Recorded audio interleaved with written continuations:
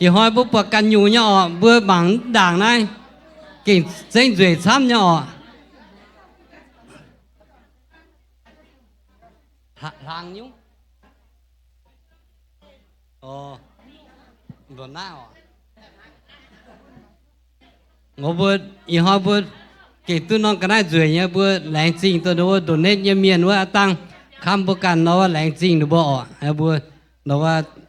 tôi nói cái này ta kinh nó danh duy xăm nhắm bài gì ai ta nó khất tê mảng bài gì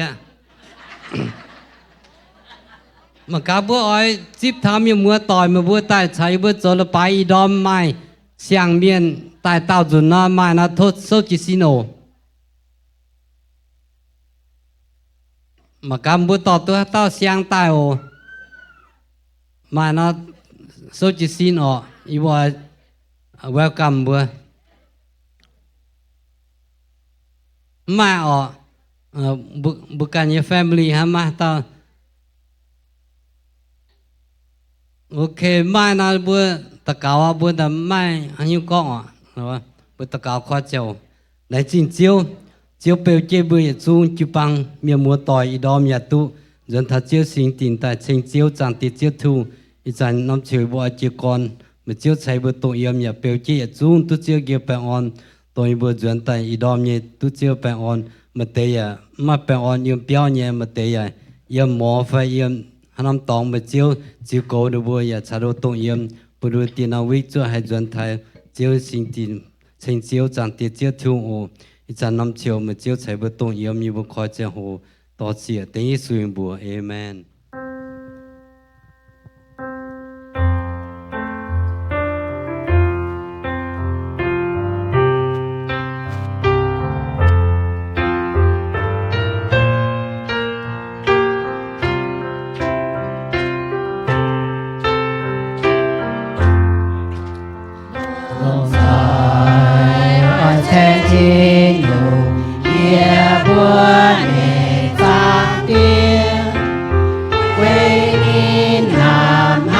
Hãy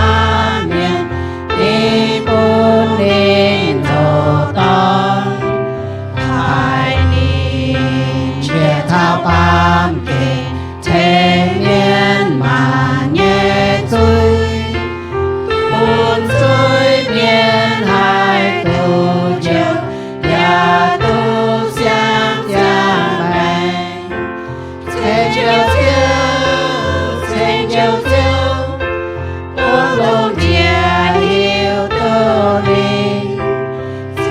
cho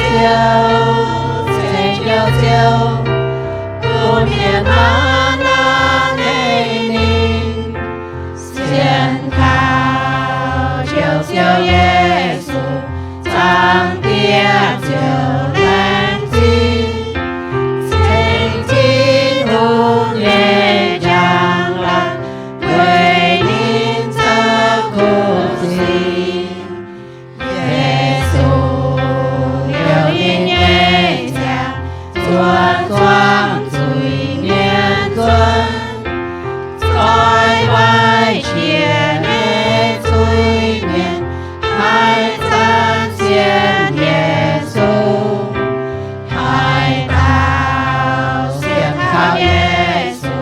Ghiền Mì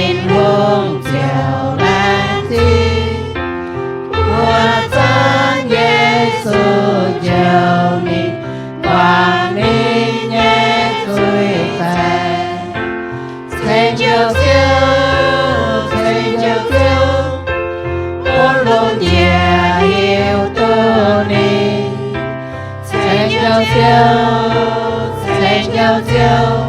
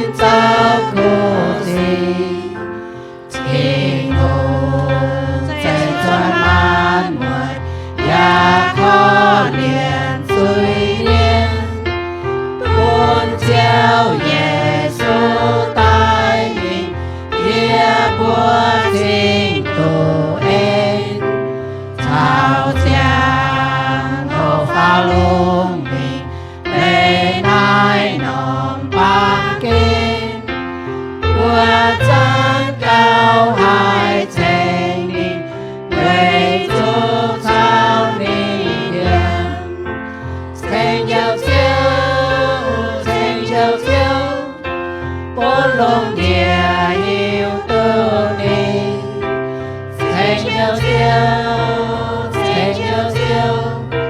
后面满那灵灵，先靠救救耶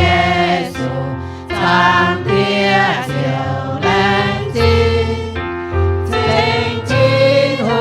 叶养狼，为您走苦行。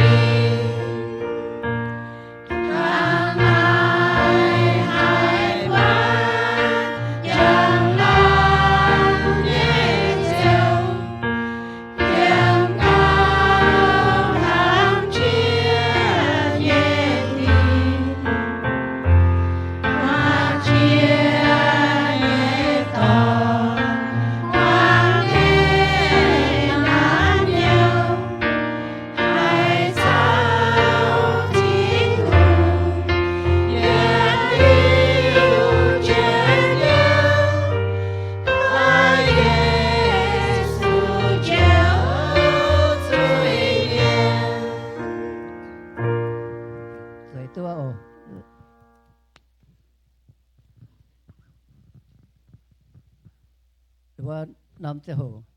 tùng bua thành siêu cấp bọn họ để xuất tu ô bua dịch xuống cấp nhớ ta cầu bọn họ chiếu thiên hùng làng sinh chiếu thiên hùng nhà em bồn như bua mai trắng tụ cấp xuống về thành về thái mây in hoi như bua thành chiếu thảo đam tình như bua ỏi lệnh chế nhé phòng họ tổng chiếu thầy bồn như bua mai lồng mai sái nhé xin nhạt vùng duẩn yếm chiếu dùm hiền về thành chiếu sở chiếu như cùng chiếu thằng tía làng sinh tổng như bua mai bùn nhé thấu chiếu xịp chân như bùa bùn nhé tổng như bùa má mai nhé chiếu tin hùng à chiếu ảnh xảy phụ bùn như bùa mai tài lồng ảnh mà tài phùng bùn chiếu à lồng nó tê xin nhàn yếm chiếu dùm hiền thấu chiếu tỏ trên bùn như bùa lồng họp yếm chiếu dùm hiền bùn màn miền hai chênh chiếu thải chiếu ở làng sinh ý sản như bùa cắp nhau phòng họ tên chiếu su như bùa Amen. Hãy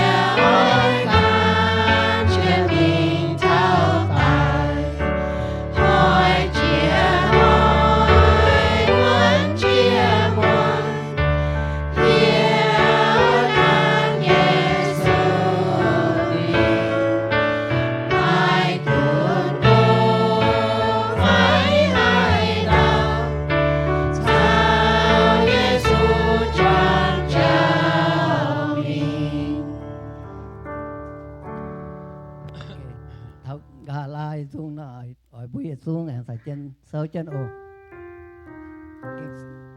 bữa nhảy hồ tàu như xuống con tròn nhau như xuống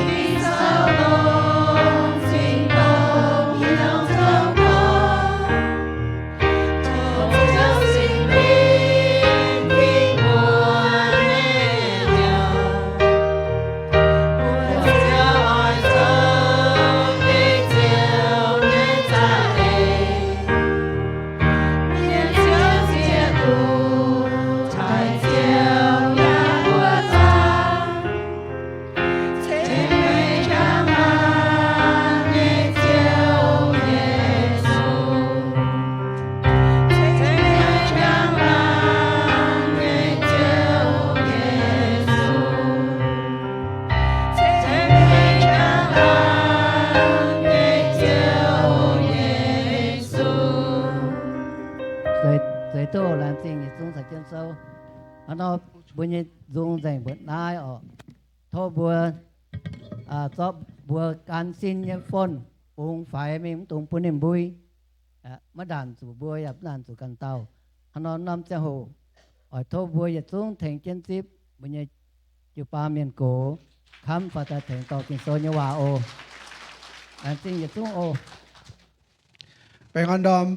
anh hãy chỉ bùi nhập xuống chịu ba miền múa tỏi tại bìa yếm thiên hùng nhẹ béo mà bữa tu thành thiên hùng. We want to welcome everyone this morning to God's house to worship God, and we know that God is in our presence, and we pray that God that we will sense God's presence. Bữa khi tu thiên hùng chào bữa tụng yếm liu bữa ya ở hay chiếu yếm bữa nhẹ bữa đông chẳng ở bữa giờ tiếp tục bữa tiệm ta như mạng yếm online như vậy oh we want to also welcome those who are watching online this morning. In hỏi như kinh sâu ai con thảo biển hiếu thảo xiang mạng yếm Chúa Giêsu. This morning's message is understanding new life in Christ. For some of those, a lot of us who have been Christian for a long time, this is not new to you. But for those who are new believers, this may be new. In hỏi nhé, kinh sâu như hòa sẽ con thảo biển hiếu thảo xiang mạng yếm Chúa Giêsu bùa xiên Giêsu lao tại vật tế bùa sớm xiang pun bùa ở bà tông bùa khó xiên tại vật tế gì xiang pun thảo bùa thằng nó bùa thằng hay nó hay tu xiang mạng phải mà nhau ấy lệ. How do we receive new life, or what does it mean? Let us pray and then we'll continue. Bữa ta cao đàng họ. Ibu nhớ trang tìa, ibu nhớ chiếu thiên hùng chiếu ai đom, ibu tu bảo dung trình chiếu, ibu lồng ibu nhớ thái chiếu thiên hùng chiếu ibu hít tu thiên hùng chạy ibu tông yếm, itan nom chang ibu ya anh oi mang chiếu nhớ và chiếu nhớ kinh sâu, chiếu thiên hùng thốt thiên hùng nhớ sinh linh yếm ibu bồ đông chang, thốt thiên hùng to ibu ở chiếu apu ibu mong hay chiếu nhớ kinh sâu. Tôi ibu tổ nhé, ya bùi ibu hay biển hiếu, chiếu ibu ya chúng chiếm chủ thiên hùng sinh linh, to ya yên chiếu ibu ở bùi ibu idom hay thái chiếu ya mong hay chiếu như hòa, ibu to chỉ chiếu, chẳng ibu khảo ibu chiếu su nên chỉ ibu. Amen, amen.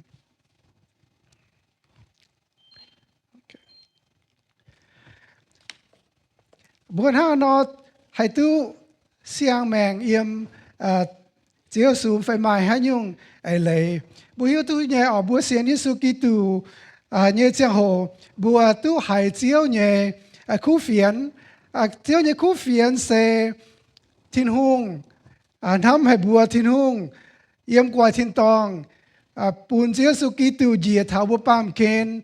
bên bùa pam miên về diệu bùa truy miên bùa lan lan bên truy miên hăng bùa họp chủ tài bùa họp chủ thiên hùng tình bùa nhớ chuối bùa ya lấy tu thiên hùng cô hay thằng nó thiên hùng bùn Chúa Giêsu Kitô diệt tai về diệu bùa nên tai yếm diệt giang trả về thầy bùa nhớ chuối về phi bùa nhớ chuối nãy sẽ thiên hùng nhớ diệu en nãy sẽ thiên hùng nhớ en mai tao hay biết tu ya mai tao hay mai tu ya mai tao hay châu khu sĩ hay tu thiên hùng nhớ en khung thiên hùngกันbùn buồn hăng con bùa hiếu tu chiếu diệu bùa bùaกันchui miên bùa hai thèn bùaกันrồi nào bùa nhiệm Chúa Giêsu châu bùa nhớ chiếu bùa lệnh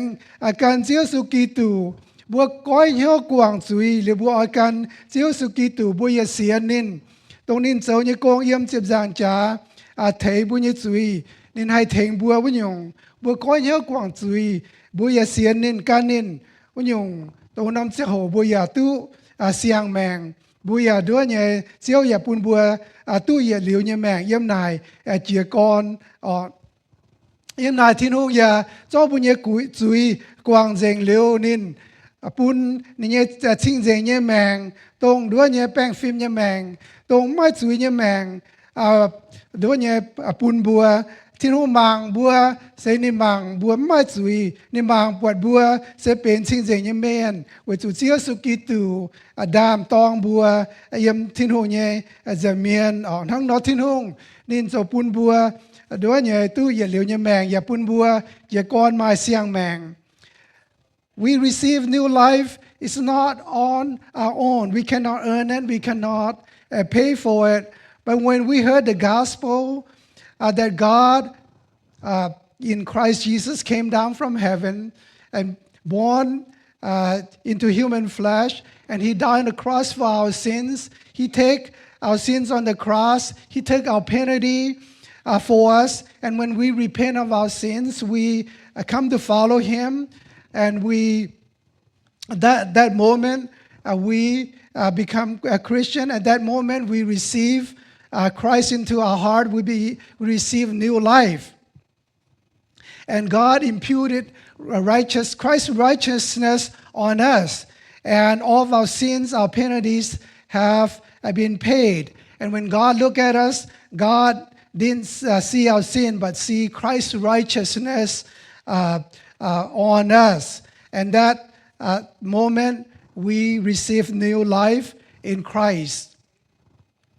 To understand a little bit more, we'll look at a couple of verses in the scripture. Buôn mạng yếm Johann đôi nhẹ ta phàm sang nền hăng hành ở con. Buổi hiếu tu thảo Nicodemus nên giờ yết tao nhẹ yết thái nhẹ miền giờ lô nhẹ miền. Nhưng mà muốn nên tài lọ Chúa Giêsu Kitô nên con phiên sang y buổi hiếu tu mày sẽ yếm thiên hùng phái mày tại giờ phiên sang sẽ con mày chạy thiên hùng phái cháu mày yếm mày hải tàu hải giờ tu bùa hong hải nhị sĩ giang hồ thăng mày giờ nó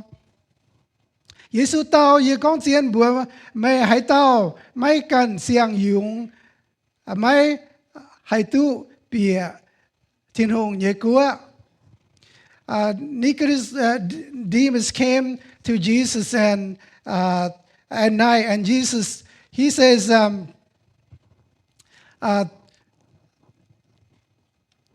he said to Jesus, Rabbi, we know that you are a teacher come from God, for no one can do this sign that you do unless God is with you. And Jesus answered him, most surely I say to you, unless one is born again, he cannot see the kingdom of God. And Nicodemus asked, how can a man be born when he's old? Can he enter a second time into his mother's womb and be born again?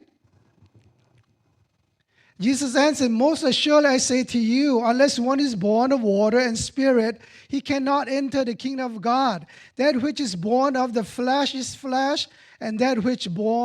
is born of the Spirit is the Spirit. Giêsu tao con y con chiến bố mẹ hãy tao mãi yếm cháo sinh linh can xiang dùng chia vua tao mãi tu bìa thiên hồ nhẹ của ba miền dùng xe ba miền nhẹ xin sinh linh dùng xe sinh linh xe linh quân phải linh phình buổi hiếu tu đứa nhẹ giỏi dùng chế tài xem chế con khủng thiếu buổi nhẹ lấy thắng bà sẽ thiếu dành yếm bùa nhẹ hiếu chào bùa thắm nhẹ cháu tổng bùa đuôi vô chẳng tiếp Giêsu Kitô châu buổi nhẹ diệu chiếu nhẹ giang hồ nên bốn bùa tu giỏi dùng chế tài sẽ thiên hùng nhẹ sinh linh châu công xem chế bùaกันให้เจ้าบัวด่างนะบัวเนี่ยลิงวนไฟบัวเนี่ยลิงฟิงทั้งสู่ไตไม่นอบัวอย่าเลยทิ้งหุงโกหายปะตงบัวตู้จิบเจสุกิตูเจ้าบัวเนี่ยเจียวทิ้งหุงเนี่ยสิงลิงจอปุ่นบัวจอยยุงเจียตายบัวปวดจอยยุงเจียตายเส้นทั้ง nãy nôm phẳng đó nó sẽ phẳng con bờ diêu sớm sẽ con buổi nhẹ chiên buổi nhẹ ó phải giảm nhẹ bờ diêu ở bên nôm nhung chơi thăng sẽ bên thiên hùng ở thiếu dình sớm sẽ không thiếu buổi nhẹ lấy phiền phiền thăng và thiếu buổi nhẹ hiếu buổi thắm nhẹ giờ xuống dình nhẹ xì ở thăng nói yếm đôi ý xì kiều này sai con thảo giờ ở thấy xiang hiếu bún mấy bùa ya bún xiang linh quân phải linh phiền giờ mấy bùa cu nhua mấy bùa nhẹ hiếu thăng là bia giờ ở cho chuyện mình anh bún mau nhẹ ngoan hòa nhẹ hiếu. When we are born again, it is not just a change of behavior, but it's a transformation or a complete renewal of the heart and mind, which leads to the life that reflects God's grace and God's glory. When we are born again, our spirit is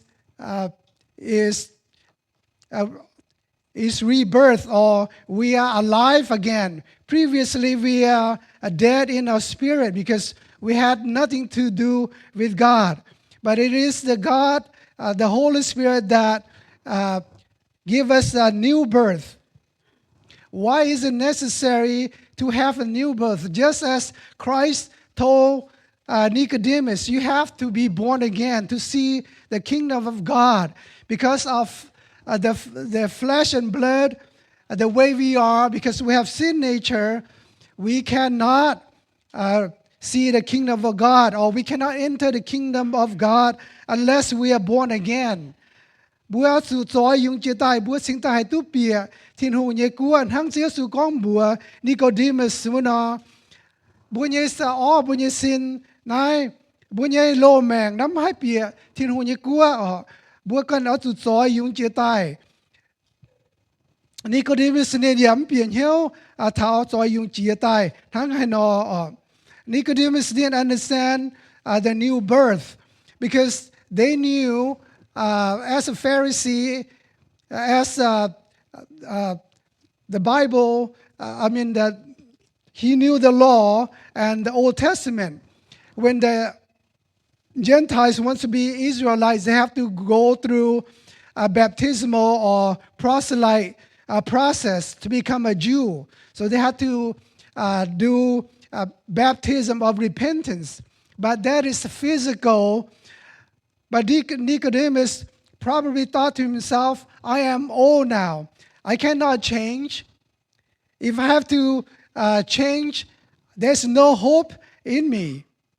But Christ tells him that it is not you. It's not what you can do, but it is the work of the Holy Spirit. Thằng đó Nicodemus nên biển hiếu, Chúa sư con này là cho dùng chia tài. Nicodemus is a bên Pharisee miền bùa hiếu tu thiên hùng nhé lô kinh sâu lông hải hãy ta ở bên hiếu thái miền bùa sự chia vâm như lấy bùa sự thiếu bà này sẽ bên cái nhẹ nhé thằng sẽ bên xin giảng nhé thằng ở nên phun ta nên hiếu tu kinh sâu lông nên hiếu tu nên can thiên hùng nên phun nên can thiên hùng họ mà bà nên yang hay thiếu nên nhé lấy sẽ bên lô lấy bùa thằng nó anh hay thiếu thằng nó sẽ có ở chỗ thiếu nhung yếm mai hay nhung đôi mà làm tham à thằng nó chiếu sự sinh tại con bữa nên mấy chỗ đôi như xiang dùng chia sắm dây bữa can như ở giam dùng sắm dây ai bữa bay dùng把thiên hùng như sinh linh sầu công yếm mai thiên hùng can thiếu mai vẫn dùng ở thằng nó.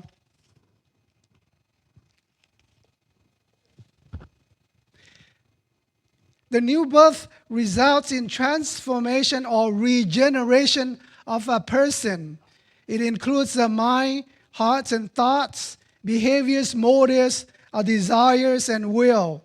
If there's no transformation at all, then we are no different. Then we are just conforming. Thằng đó bữa xong búa xiên thiên hùng thiếu dành bún búa xiang dùng chia tai với nhung búa dầu búa nhân hâm thì búa nhân ấy búa nhân hiếu búa nhân gong phám rồi thiếu dành tai con búa thiếu với nhung sẽเป็นbún búa bọt thảo búa dầu can hăng con thiên hùng búa gió dùng chia tai lô nọ thiên hùng thịnh búa thiếu búa nhẹ hiếu búa nhẹ ấy liu búa nhẹ mèng rồi bọt nhung baชั่วตายทั้งในน้อมอีน้อมฝังใจสกองที่นุ่งทิ้วบัวเสียงตายว่ายุงเสปวดทั้งด้วยเนี่ยแกงเปียเฉาว่าสปังว่าดอแกงเปียนี่นั่นสู่เปียนี่เจ้าน้ำนี่กันไหนขอคุณเจ้าน้ำนี่เนี่ยเหลาตายนี่เปียกันอยู่ว่ามิงที่เขานี่สู่ตายมิงปานินชวดนี่เนี่ยเสียงแมงเป็นสปังทั้งนอป่านเต้าด้วยก็ใส่จองตอนเนี่ยไว้เหี่ยวคาเมเลียนเรื่องนี้เนี่ยแมงนะด้วยนี่เนี่ยแมงนะนิ่มไตนิ่มทิ้วนี่เยี่ยมด้วยเนี่ยเดียงน้อมแมงเนี่ยตองนี่เนี่ยดบโซด้วยเนี่ยแมงทั้งส่วนนี่เยี่ยมเดียงกว่ากายไฟเดียงน้อมกายเนี่ยตองนี่เนี่ยดบโซทิ้วตายด้วยเป็นกายเนาะชาววัดสอบเช่นนี่เยี่ยมเนี่ยตองสอบเช่นข้างนอกบัวที่นุ่งบุญบัวจอยยุงเจตายบัวไม้เสียงแมงแล้วนะบัวเนี่ยแมงโซทิวตายที่นุ่งทิวตายเป็นเสียงเมียมันจะเจ้าต่อยบัวเยี่ยมเนี่ยตองทั้งบัวเนี่ยแมงโซทิวเยี่ยมบัวเนี่ยเหี้ยวชั่วตายเยี่ยมบัวเหี้ยวหินชั่วตายหรือบัวเนี่ยอันกองฟ้าอย่าทิวตายเป็นเสียงหรือบุปผาทั้งฝึกช่วยเสียงกงว่าวันนอเสียงกงว่านั่นนินจู่โหเช่นฝาบัวมังตัวปวดเนี่ยเปียวเดียงบัวอย่ามังตัวปวดเนี่ยชวดเปียวชวดเปียวบัวอย่ามังตัวปวดเนี่ยทั้งในนอบัวเสียงที่นุ่งเนี่ยแมงไอเลยเสียงทั้งในนอบัวเป็นเสียงเนี่ยทิวตายเป็นเสียงเมียเสียงสุกองเถาสู่เยี่ยมอ้วมเฉาสิงลิงยุงเนี่ยเสถินหงเจ้าเนี่ยกงใจบัวกันให้เจ้าตู้เนี่ยกงทินหงเสียงสุลงเสียงยุงเจียตายเสียงยุงเจียตายเนี่ยลงกองเถาลงอ้วมไฟสิงลิงเยี่ยมกินเซลบัวอย่าปวดเถาอ้วมเส้นทั้งด้วยเนี่ยจุดจ้าวเจ๋งเนาะทินหงเนี่ยสิงลิงเทงบัวจ้าวบัวหิวตัวเท้าของเจ้าสุกิตุเนี่ยปูจามจ้าวเจ๋งบัวเนี่ยจุยแล้วเราเยี่ยมตีตาแต่ฟาร์มจ้าวถึงเยี่ยมนินสันไตของนี่ลงสิงลิงจ้าวบัวบุญบัวชิงเจ๋งเจียตะเจียยังมีเฟโซตมจ้าเนี่ยสืบลัวเยี่ยมนี่อย่าก้องนี่ลงอ้วมยาลงนี่เนี่ยโตจ้าวจูปังWhen we are born again, we have been transformed, not just conform. When we conform, we are like the chameleon that conforms to the environment that it is living in. But when we are regenerated or transformed, we are like the butterfly, like the caterpillar that went into cocoon and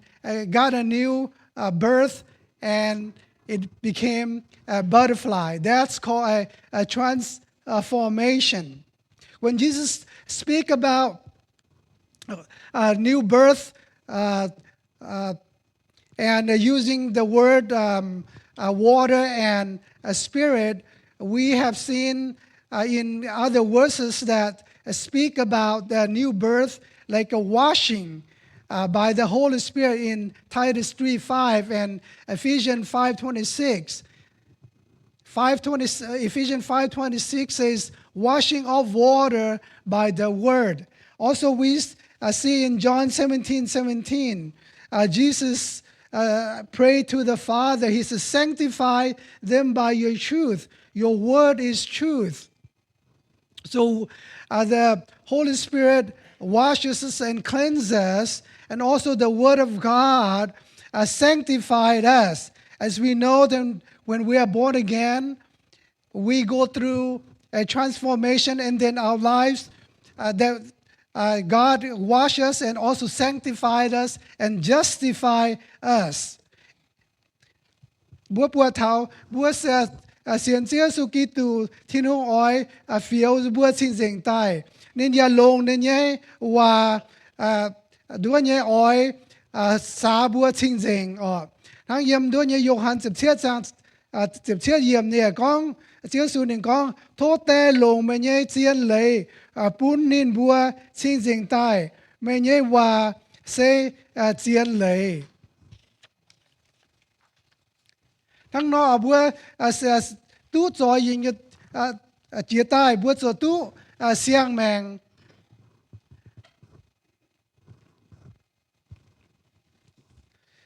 สกุลบัวจอยยิงเจียใต้บัวไม่เสียงแมงแล้วเนาะบัวอย่าเป็นทิ้นหุ่งใหญ่ฝูช่วยสกุลบัวเป็นทิ้นหุ่งใหญ่ฝูช่วยยงบัวSo when we become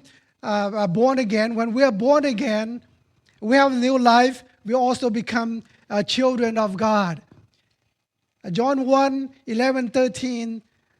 through 13 says, I'll just read verse 12. But as many as received him, to them he gave them the right to become children of God, to those who believe in his name, who were born not of blood, nor of the will of the flesh, nor of the will of man, but God. ปัจจุบันเนี่ยเสียนเขาเนี่ยบัวเตนินบุญมาเลยเป็นที่นู่นยันน้ำเหนียวนินบัวเป็นที่นู่นยันน้ำเหนียวเสไม่ใจไอปาเมียนยัยเจียมไฟไอปาเมียนยัยไอเจ้ายุงที่นู่นกันเจ้านินบัวยัยเตีย So when we are born again, we are born to become children of God. บัวตู้เสียงยุงจีใต้ว่าอย่างบัวยาเป็นที่นุ่งอันยัยน้ำเหนียวสิดางนะบัวเป็นที่นุ่งยาน้ำเหนียวบัวเลยที่นุ่งก็บัวไม่กิ้วตงทองไม่กิ้วทงตองเอาเฉาที่นุ่งไว้จุยจุแก่เจนบัวปะบัวตู้เสียงยุงจีใต้บัวเป็นที่นุ่งยัยฝึกช่วยบัวให้เฉาที่นุ่งกิ้วทงบัวให้เฉาที่นุ่งตาเก่าน่าจะเป็นบัวเฉาที่นุ่งกิ้วทงนิดฟัดนินบัวเป็นที่นุ่งฝึกช่วยวันยงบัวยาอ้อยงอที่นุ่งเย่ว่าบัวอ้อยงอบัวอ้อยนิดฟัดที่นุ่งบัวอ้อยหิวตู้อันนินเก้าหลงบัวยาอ้อไหอันนินเย่ว่า When we become the children of God, our broken relationship has been restored. Now we have and access to God through Christ Jesus. Our relationship is restored, just like our father and son or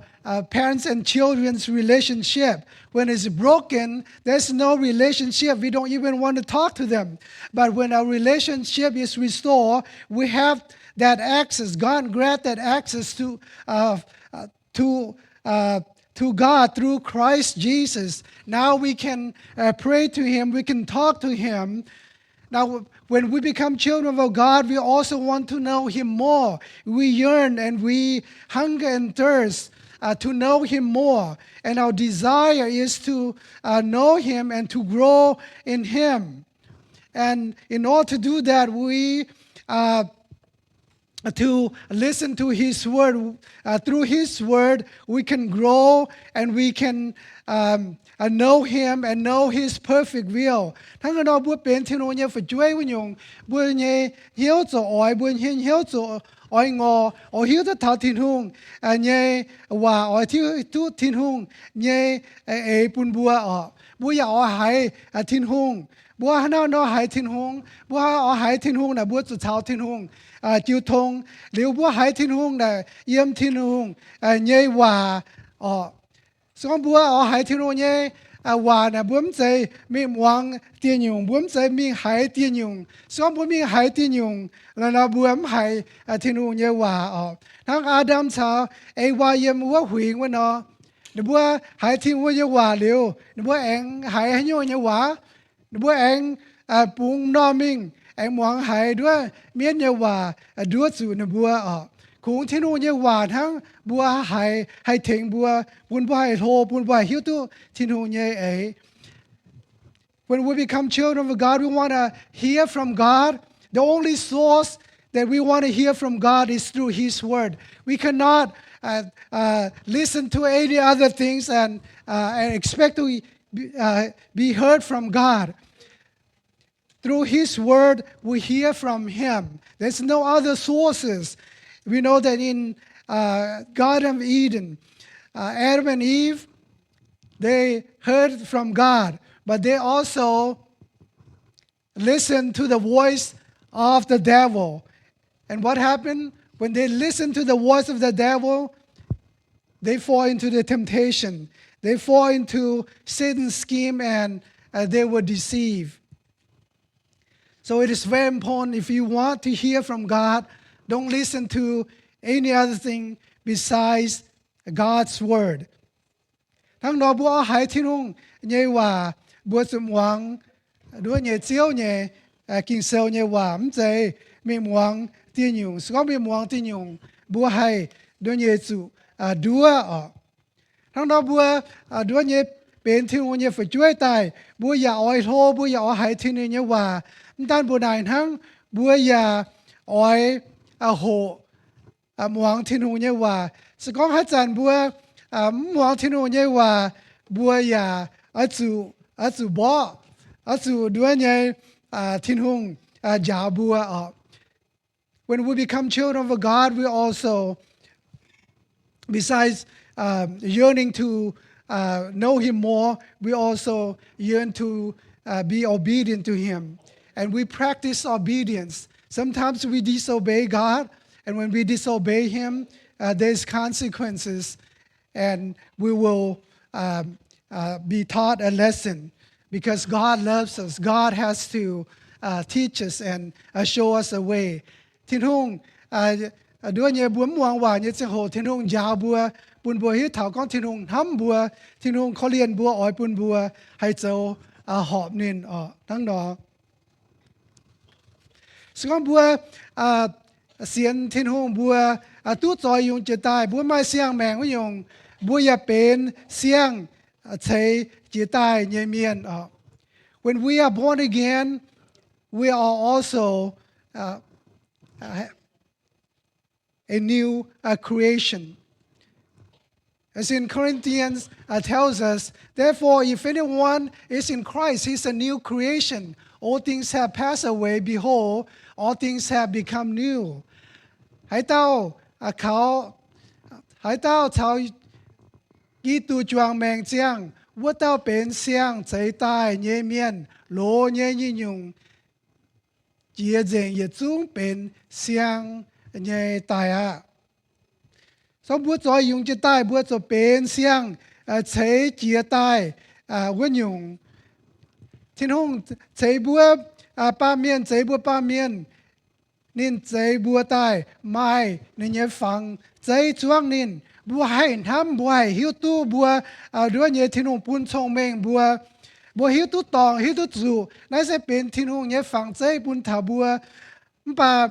tông đứa nhớ Adam mà vào chỗ tòng thiên hùng nhớ giang hồ đứa nhớ phẳng chế chỗ thiếu mía. When God created Adam and Eve, God created them to have God's image. That means God gave them the ability to think. They are able to reason. God gives them wisdom, knowledge. They know right and wrong. God gives them the freedom. That is called the image of God. But when they sin, the image is marred or distorted. That's why God, when we become a Christian, when we are born again, our image is renewal. Hang nó búa xiên chiếu ta liều búa nhé đua nhé thì nó nói cần chế bùa tai bùa nhé lô nhé nà á chú chia rèn bùa nhé lô mèng á chú tai liu bùa chú nang tai bùa nhung bùn bùa giang nhé mèng bền xiang mèng bùa nhé chế nhé bùa nhé xin chẳngไม่thiếu bà bùa nhé nhé hiếu cái nhiều này thiên hùng đình thiếu bùa liu bùa cháu nhé xì chua tai chú hình con bùa bền xiang chế chế tai yên dùng chế bùn bùa hiếu thảo con bùa xiang chế chế tai nhé miên này mà dùng chế bùn bùa hiếu tu thảo nọ bùa yếu chuối hát chán hát nóm tòng mai chuối bùa chấm ỏi mình cả lên phát bùa ỏi béo cô nhé chuối mình năng nọ nó sẽเป็นบัวยันยุงบุญวิถาวก้องบัวเสียงเฉยจะตายเส้นทั้งไอ้นอบัวเสียงจะเฉยจะตายมันตันบัวไหนทั้งบัวยาอ้อยด้วยเนี่ยปุ่นเสียวเจ้าแต่เย็ดเยี่ยมบัวเนี่ยแมงมันใจปุ่นบัวกันเนี่ยแมงตายแต่เย็ดทั้งนอ when we are a new creation our inner man has changed our outward man is the same but our inner man has changed but our attitudes, our mind, our thoughts, our action that we do reflects that of a new person. And one of the examples that shows that we are a new person is that a newborn believer hates sins. They are sinners, but they hate sins. They try to avoid sins. They try to not go where there is a sin. So, yes, they can fall into sins, but the new nature does not want to displease God and don't want to sin again. Thằng đó bữa sẽ xin đứa nhé cho dùng chia tay nhé mèng là bữa ỏi lấy cô chuối liu bữa ya ỏi bún chiếu yếm bữa nhé mèng đàng chạy bữa căn nhé mèng thằng yếm Galatia kinh sâu nên bữa nên có yết sáu ký tu chuang yết sáu ký tu tinh xếp giang trả tài chính tai y trần giang chân vô tao sẽ mất chạy yê sẽ ký tu yếm yê cu nhúa giang chân yê y trần giang nhé mèng yê tu giang quầy chủ yê xiên thiên hùng nhé ton tổng hâm yê ya quầy yê xía mèng vô tao thằng đó bữa cháu chia su ký tu bữa thằng bữa nhé lô mèng này chủ tài mía bữa anh đang tài bữa nhé mèng nắmใจบัวกันเจียงปัทินหงเจียวสุกีตูเยี่ยมบัวเจียงทั้งดาวบัวเย่แมงบัวไอปูนทินหงกุ้นนำใจปูนบัวกันกุ้นWhen we are born again, we are indwelled with the Holy Spirit. สกองบัวจอยยุงเจตายบัวไม้แปะเสียงแมงเยี่ยมเจียวสู่บัวยาไม้ทินหงเย่สิงลิงชาวบัวเยี่ยมสกอที่นู่นเสียงลิงชาวบัวเยี่ยมบัวมเจไม้เสียงแมง When we are born again, we have the indwelling of the Holy Spirit. If we do not have the Holy Spirit within us, then we are not born again. สิดังบัวมแค่เสียงที่นู่นเนี่ยเจียงโหนะบัวมาที่นู่นสิงลิงชาวบัวเยี่ยมบัวมเป็นที่นู่นเนี่ยป่วนบัวเป็นเมียนเนี่ยป่วนบัวละลานเมียนบัวฮิตู้เนี่ยไฟบัวเสียงที่นู่นด้วยตรงบัวเสียงเมียนเนี่ยเจียงโหบัวชั่วเสยใต้ตรงเมียนสู่ทิมเมียนบัวเป็นเมียนเนี่ยป่วนบัวไม้เมียนเนี่ยบัวบัวแหลงชิงที่นู่นบัวเสียงที่นู่นใต้บัวเป็นเมียนเนี่ยป่วนนะบัวยังไม้บัวยังเมียนบัวไม้บัวยังที่นู่นเนี่ยเจียงแมงตานใจยังไฟบัวจะด่างบัวด้วยเนี่ยใกล้เสียงที่นู่นบัวกำเจียเมียนบัวกำเจีย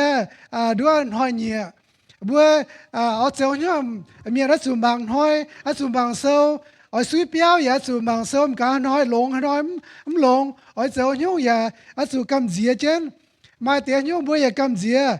ซิงดิวเตบัวอย่ารัศมีล้อเมียนตาสีไฟรัศมีเจ้าให้ยุ่งเบย์อย่ารัศมีด้วยเนี่ยกำเจียป่าบัวมันจะเยี่ยมเมียนี่กันอยู่บัวด้วยเนี่ยมาที่นู่นยี่สิงลิงยังบัวเหี้ยวกันอยู่เมียบัดเตบัวชอกำเสียก็ยันตายไม่ฝูง bướm su cầm dĩa chân tài bữa su cầm dĩa chân nàng ha với chân tài này nó hay do bữa như mèng thiên hùng như sinh linh chào bữa yếm kỳ sau bữa con thiên hùng sinh linh chào bữa yếm này anh cao hô chia cao hên chia nhẹ nhẹ nhung nhẹ nhẹ đua nhẹ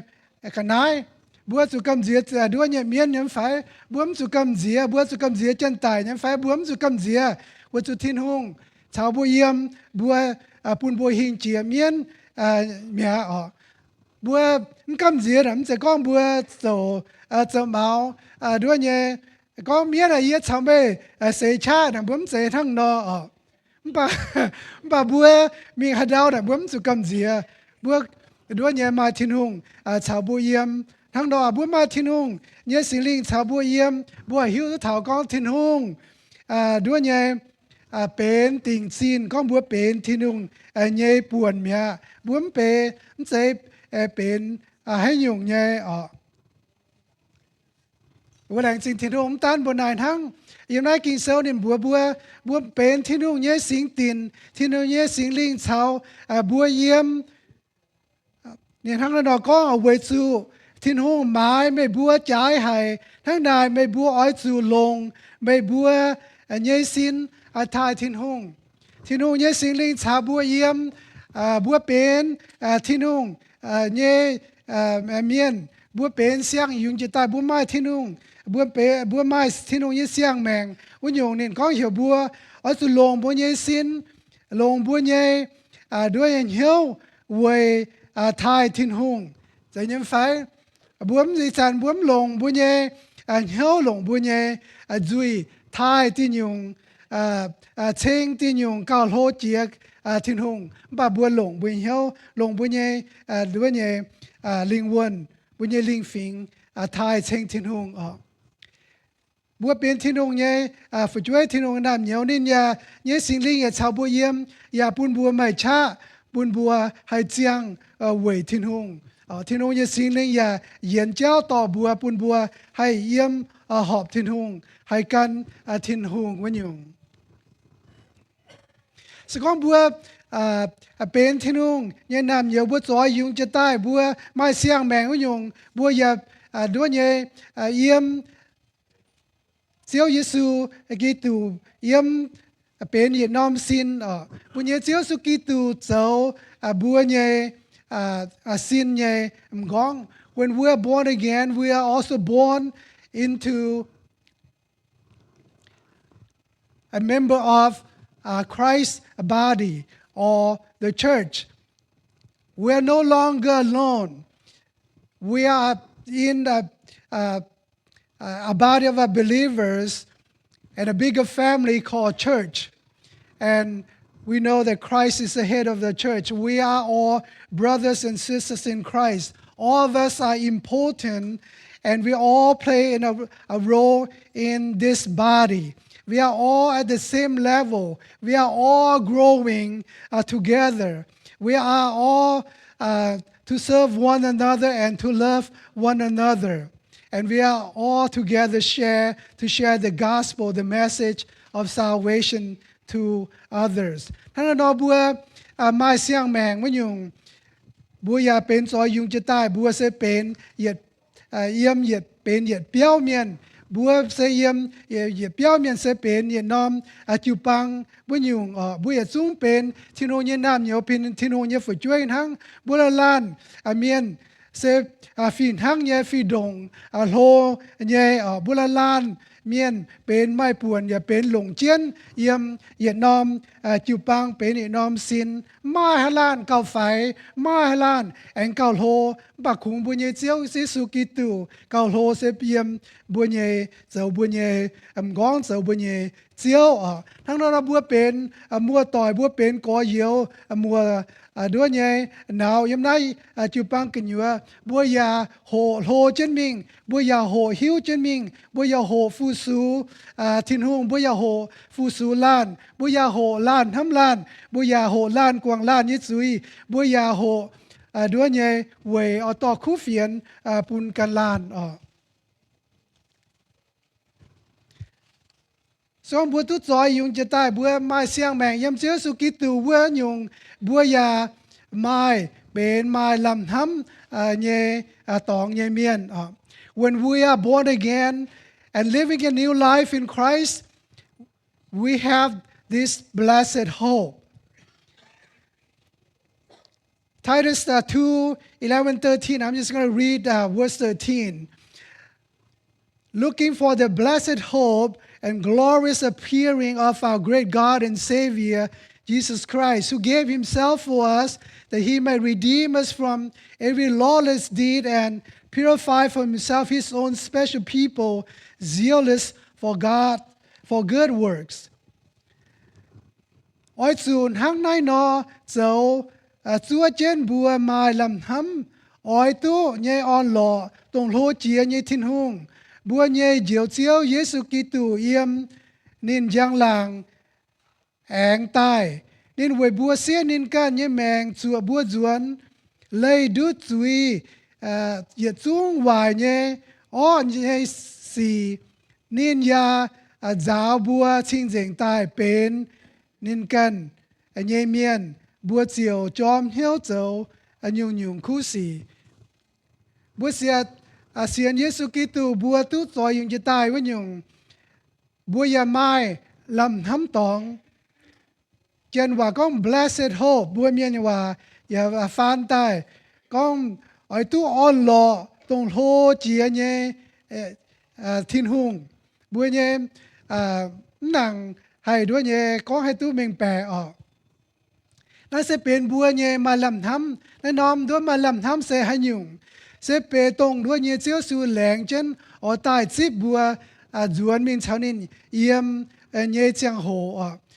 ยันก็ blessed hope อะไรเสียด้วยเนี่ย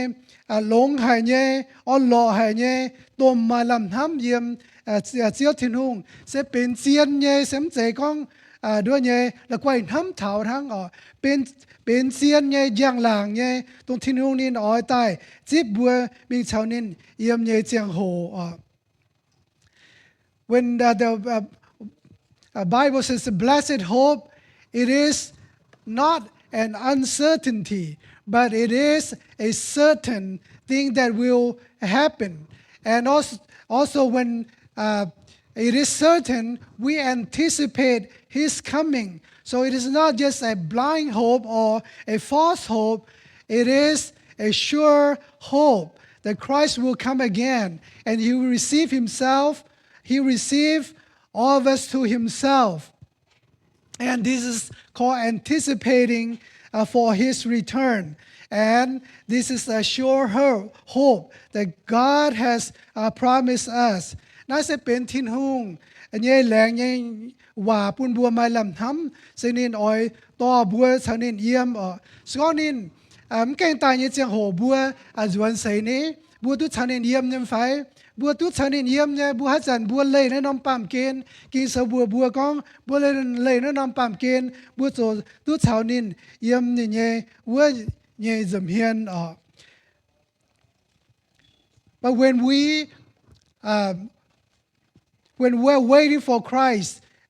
for His second coming, and if He tarry and He hasn't come yet,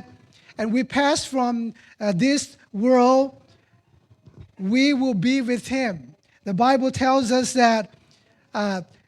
to be absent from the body is to be present with Christ. So either we will be with Him when we pass from this world, or we'll be with Him when He comes. Either way, we will be with Him. And this is our hope. ทั้งนอน่าจะเป็นบัวเนี่ยมาลำทำมันคุ้นบัวด้วยเนี่ย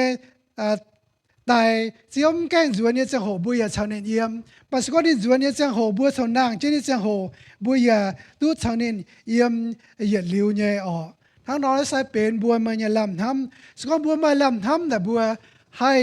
ด้วยเนี่ยกันตู้ทิ้นหุงบัวฮิตู้เจียนเนี่ยนะบัวด้วยไม่เนี่ยฉังบัวอย่าให้การบัวทิ้นหุงบัวอย่าด้วยเนี่ยอ้อยด้วยเนี่ยเสียนบัวเนี่ยทิ้นหุงวันยุงทั้งนอน่าจะเป็นบัวเนี่ยอินหอยเนี่ยกิ่งเซลเนี่ยว่า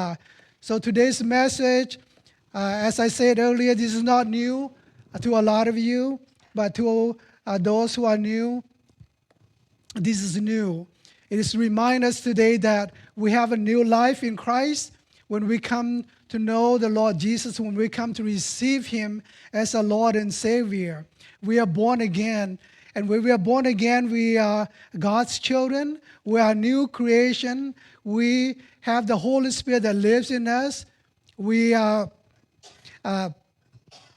born into the body of Christ, and we have this blessed hope.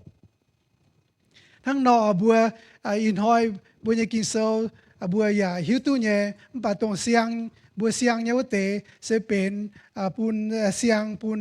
xiang xiên nhẹ miên ya pun bữa remind thà bữa em bữa dùn bữa xiên thiên hùng tai bữa bên thiên hùng nhẹ nam nhiều bên thiên hùng nhẹ phải chuối bữa trọi dùngจะตายbữa mai xiang mèng yếm thiên hùng bữa ya đuôi nhẹ bên xiang chạyจะตายbữa thang lỗหรือบัวมาที่นุ่งไอ้สิ่งลิงชาวบัวเยี่ยมบัวสก็บัวมาที่นุ่งไอ้สิ่งลิงชาวบัวเยี่ยมบัวมาเสียงแมงบัวยาด้วยใหญ่ไม้นั่นยุงอ่อนหล่อแห่ใหญ่มาลำทำตองเยี่ยมเสียวทิ้นหุงน่าเสบัวใหญ่ทิ้นหุงแรงใหญ่ว่าปุ่นบัวน่ากันอยู่ว่าไม่ฮัลโหลนแกงเสียนทิ้นหุงยังไฟ Is there anyone here that haven't received Christ Jesus as your Lord and Savior? If you have not made the commitment, please do so, because Christ Jesus come to die for your sins and my sins, and we can receive a new life. We receive Him. He will forgive all of our sin, and He will give us eternal life, and we are born again a person. Bố lâm rồi ta cao ý bố thiên tông tì chiếu thiên hùng chiếu ý đom ý bố tỏ chỉ chiếu ý lệnh xin thiên hùng tỏ chỉ chiếu như ên in hỏi ý bố tu chuang chân tổ chiếu nhưว่าchiếu kinh sâu chiếu can châu tổ phiên sang giả ý bố hăng ý can đối như truy miền con tay yểm thông tạp con tay diễm chủ con tay yểm dìa đối như mênh bè chiếu can thành ý bố ổ thongยีบัวทิวยีบัวปุยบัวเปลี่ยนเหี้ยวปุยบัวกันให้กันตุหอบทินหงเสียวยีบัวแหลงจริงทินหงแหลงจริงเสียวเนี่ยเอ็นอีจันยีบัวต่อจิตเสียวยันให้ต่อเก่าเขายีบัวเสียวสูเนนจียีบัวอาเมนอาเมนแหลงจริงทินหงอ่อยจันน้ำโชว์ไม้ด้วยเนี่ยฟงหอกงว่าสามบัวควายเนี่ยด้วยเนี่ยอ่อยด้วยเนี่ยป่าจุงเนี่ยเต็ม